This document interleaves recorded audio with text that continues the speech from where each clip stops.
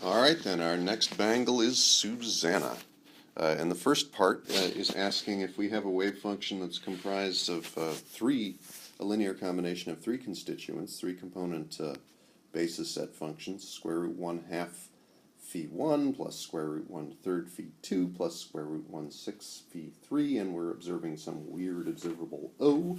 We're going to need to square this thing, so the square of the wave function for probabilities is 1/2 phi1 squared, because it's orthogonal to phi3, 2, and 3, plus 1/3 phi2 squared plus 1/6 phi3 squared.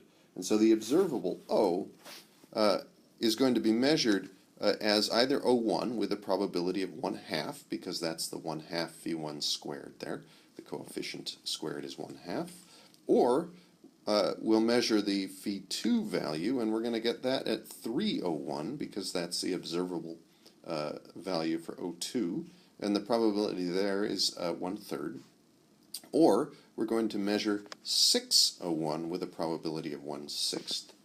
So those are the three and only three values that we might measure: O1, 3O1, 6O1, with probabilities 1/2, 1/3, and 1/6. So the expectation value is given by the weighted sum of those quantities, and that's going to be 1/2 O1 plus 1/3 times 3O1. These are the probabilities times the values, plus 1/6 times 6O1. So we gather that all together. We get 1/2 plus 1 plus 1, all times O1, and that's equal to 2.5 times O1. For the next two questions, we're switching to a particle in a box wave function where we have a linear combination of phi2 and phi5. And again, we're going to need to square this thing to get probabilities. So the squares of the coefficients are 1/4 and 3/4. Looks nice and normalized. They add up to 1. That's good.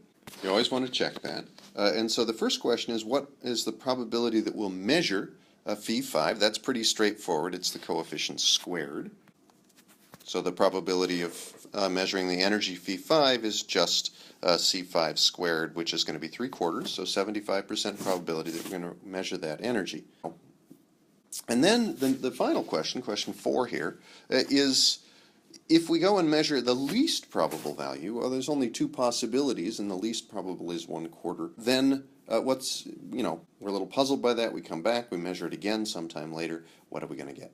And it asks for an actual expression. So the least probable energy is the energy of energy 2, and so that's h bar squared pi squared over 2ml squared times 4. And the subsequent measurements are going to measure that value with 100% probability, because once you go and you measure a given eigenvalue, a return measurement of that eigenenergy, of that eigenvalue of the Schrodinger equation, is going to give you the value you measured with 100% probability. All right, now when we get to credit time here, we've got 20 total points, so we're going to give 6 points for the first and 4 for the second question. And then the first question, the 6 points, the partial credit is basically 1 for each bit. So 1 point for knowing that the three measured values, each of the three measured values, O1, 3O1, 6O1, and 1 point for each of the individual probabilities that you'll measure those values. For the expectation value, we'll split it by 2 and 2 for the method, and then proceeding to get the right answer. For the probability that you'll measure the energy of basis set number 5, n equals 5, we'll give 5 total points there, 3 points again for knowing the coefficient squared is the right answer, and then 2 points for actually getting the number.